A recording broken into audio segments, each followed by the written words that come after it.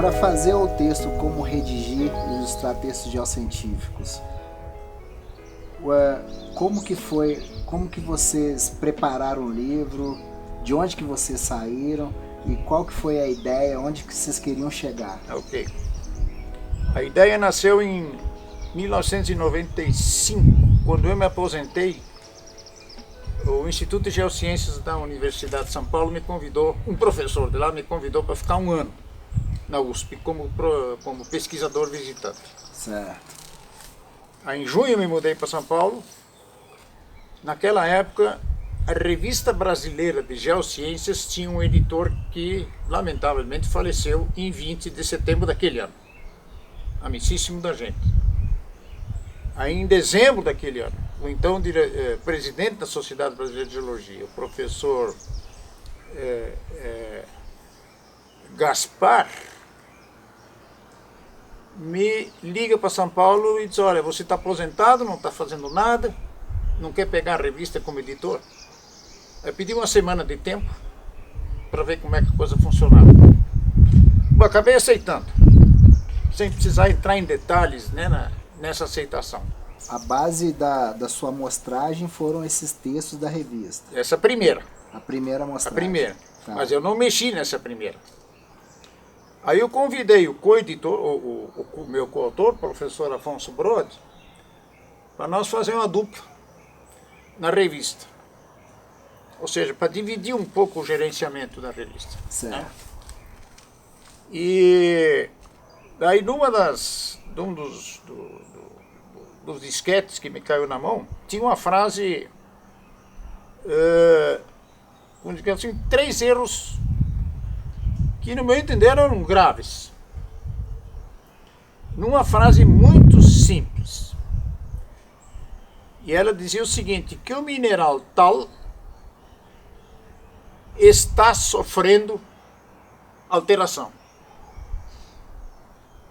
Tadinho. Bom, a minha primeira reação foi, se está agora. O que nós estamos vendo hoje é apenas o produto, não o processo em si. Primeiro erro, o verbo no presente. Segundo erro, utilizar o verbo sofrer.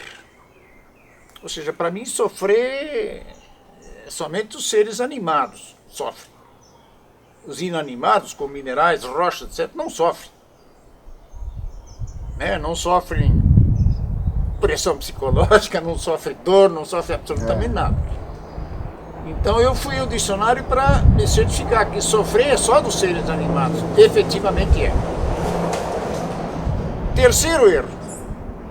Para sofrer, ele botou o verbo no gerúndio e aí um verbo auxiliar. Está, o verbo estar, para sofrer. Ou seja, 3 erros em uma frasezinha desse tamanho. Uhum. Aí eu me dei conta de que tinha mais coisa atrás desta cortina. Então, em contato com o meu coautor, Afonso, que também era professor na UNB, eu disse para eles: olha, vamos fazer o seguinte experimento. Vamos pedir para São Paulo que nos mande 200 disquetes que estão lá. Desses 200, nós vamos separar por área de conhecimento dentro da geologia. Artigos de paleontologia, artigos de petrologia, artigos de geologia estrutural, artigos do que se quiser. Enfim, separamos por tema. E aí começamos a sortear, alternado, para juntar 50. Para termos uma chance de cobrirmos um espectro relativamente grande e consistente de temas dentro da geologia, para ver como é que cada grupo se comunica. Muito bem. Então, o que nós fizemos? Sorteamos, fizemos sorteio. Os 50 disquetes que foram sorteados eu coloquei no meu computador.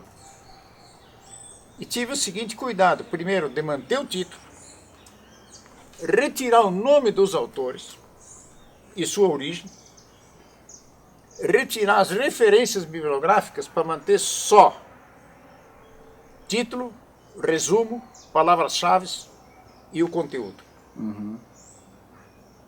Daí o próprio computador tem um mecanismo de contar as palavras.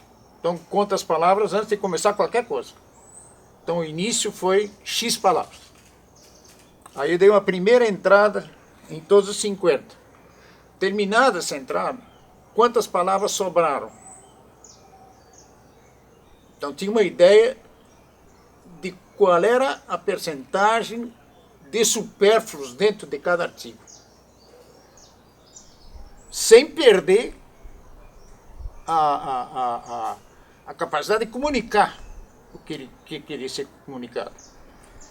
Bom, do que resultou, eu passei os disquetes já com a versão corrigida para o Afonso, ele deu outra entrada, mais coisas ele conseguiu identificar.